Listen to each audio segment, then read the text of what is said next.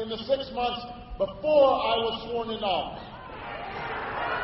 750,000 the month I took the oath of office, 600,000 jobs lost the month after that, 600,000 jobs lost the month after that. We lost almost 8 million jobs before any of my economic policies were put into place. Now, when I got to Washington, my hope was that both parties would put politics aside and that we would roll up our sleeves and meet this once-in-a-generation challenge. The hope was that we could start moving beyond the division and the bickering and the game plan that had dominated Washington for so long. Although we are proud to be Democrats, we are prouder to be Americans. We're prouder to be Americans.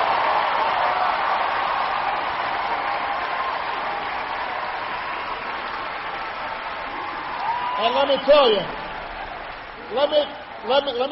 there are a lot of Republicans out in this country who felt the same way, but Republican leaders in Washington, they made a different calculation.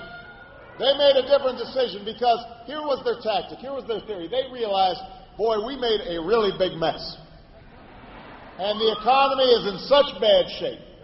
We're going to be climbing out of such a deep hole that we are better off standing on the sidelines, because then maybe people will forget what a big mess we caused, and we'll just let Obama and Murray and the Democrats try to solve all these problems, and we're going to sit on the sidelines and carp and complain and obstruct and say no.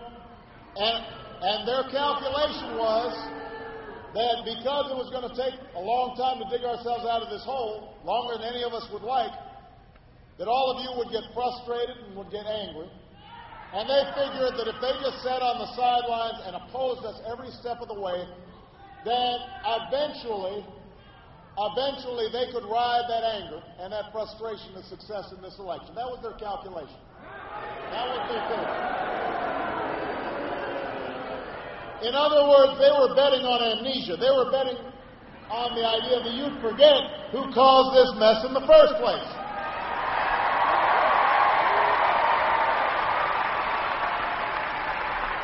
Well, let me tell you, Seattle, it's up to you to tell them you haven't forgotten.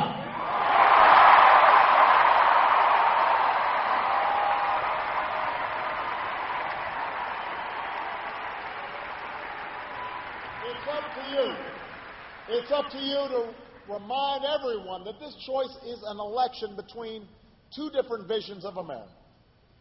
A choice between falling backwards and moving forward.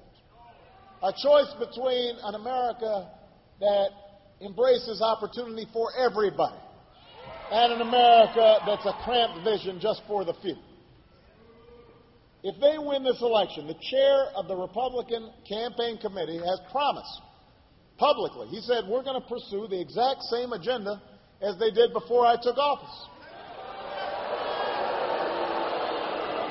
I mean, this is not a situation where the Republicans said, boy, we really screwed up. Let's figure something new out to do. They want to pursue the same agenda. Tax cuts, mostly for millionaires and billionaires. Cutting rules for special interests, whether it's the oil companies or the banks or the health insurance companies. Cutting middle-class families loose to fend for themselves. The same agenda that let Wall Street run wild. The same agenda that took record surpluses and turned them into record deficits. The same agenda that nearly destroyed our economy. That's what they're promising, more of the same. It's not as if we didn't try it, Seattle. We tried it for 8 years. It did not work, and we can't afford to go back to that same agenda.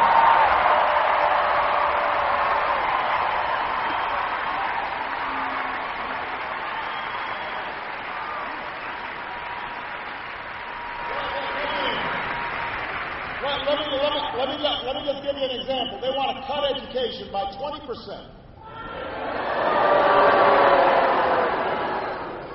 They want to use that money and then borrow more money from China and other countries to help pay for a $700 billion tax break that only the wealthiest 2% of Americans will ever see. That's their main economic agenda.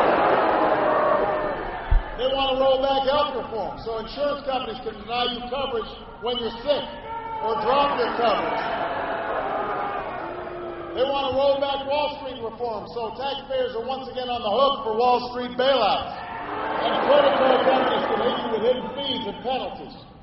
Patty Murray's opponent has the distinction of being the first candidate in the country to call for repeal of Wall Street reform. Think about this. We almost had a financial meltdown that plunged America and the world into catastrophe, and he thinks we should go back to the old rules that got us into that problem. He wants to eliminate the oversight that we desperately need. Look, this is the same theory these folks have been peddling for years. And it's up to you to say, we are not buying what you are selling. We did it. We tried it before. It did not work. We are not going back.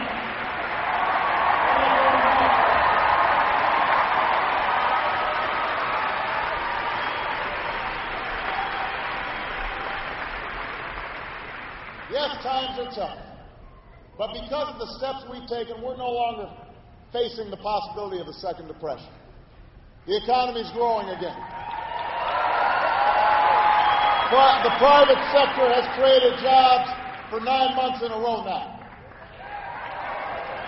Yes, we've still got a long way to go. Yes, we still have a lot of work to do. There are a lot of people hurting out there right now. There are some families that are just hanging on by a thread.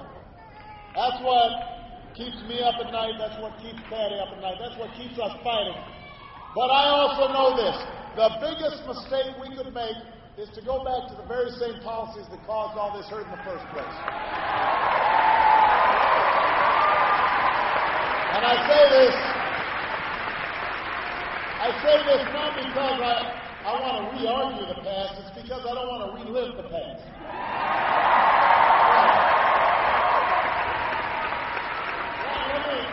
Let me offer an analogy I've been using around the country. Look, the Republicans took America's car and drove it into the ditch.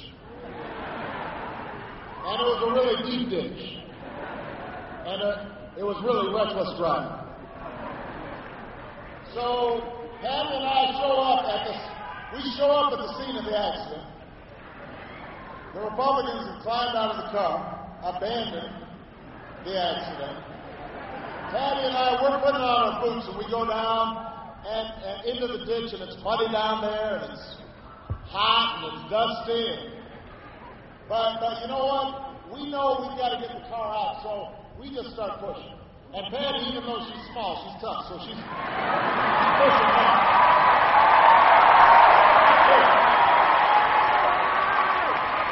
And even though I'm skinny, I'm pretty tough, so I'm pushing.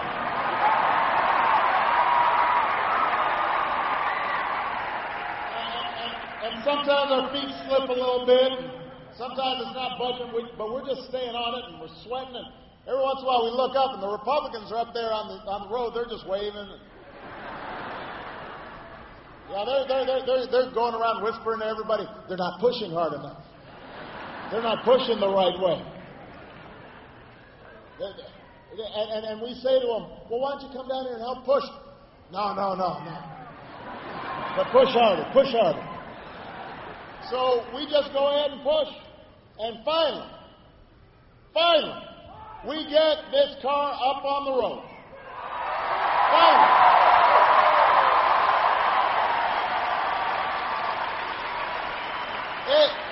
The car's a little banged up. The car's banged up. It's got to go to the body shop. We need to get a tune-up.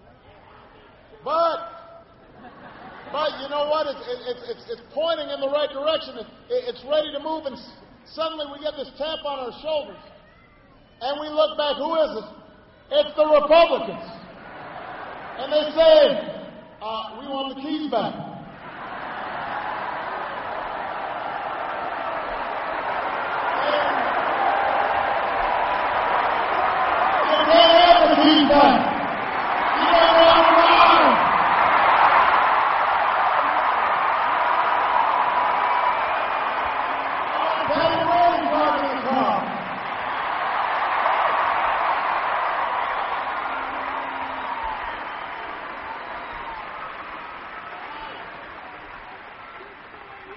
Republicans can ride with us, but they got to be the back seat, or they can't do too much damage. Yeah, have you ever noticed when you want your car going forward, what do? You put it in D. When you want to go backwards, you put it in R. Don't go back in the front.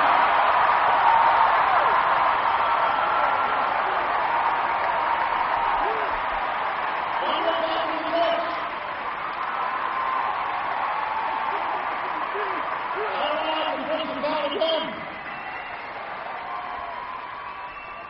Well, Patty and I, we've got a different idea about what the future should look like. And it's an idea rooted in our belief about how this country was built. Patty and I, we grew up understanding the sacrifices our families made to allow us to have opportunity. We grew up watching working parents struggle and then make it and live out their American dream. We know that government doesn't have all the answers to our problems. We've seen how hard our parents, grandparents had to work. We understand that self-sufficiency is part of what made America great. We believe that government has to be lean and efficient. But in the words of the first Republican president, Abraham Lincoln, who, by the way, would have difficulty winning the Republican nomination today,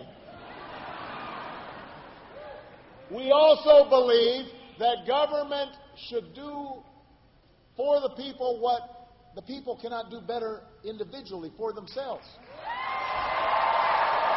So, we believe in a country that rewards hard work and responsibility. We believe in individual initiative, but we also believe in a country that's investing in the future. We believe in a country that's investing in our young people. We believe in a country where we're looking out for one another. We believe in a country that supports our veterans when they come home. We believe in a country that says, I am my brother's keeper, and I am my sister's keeper. That's the America I know. That's the America Patty knows. That's the truth of it.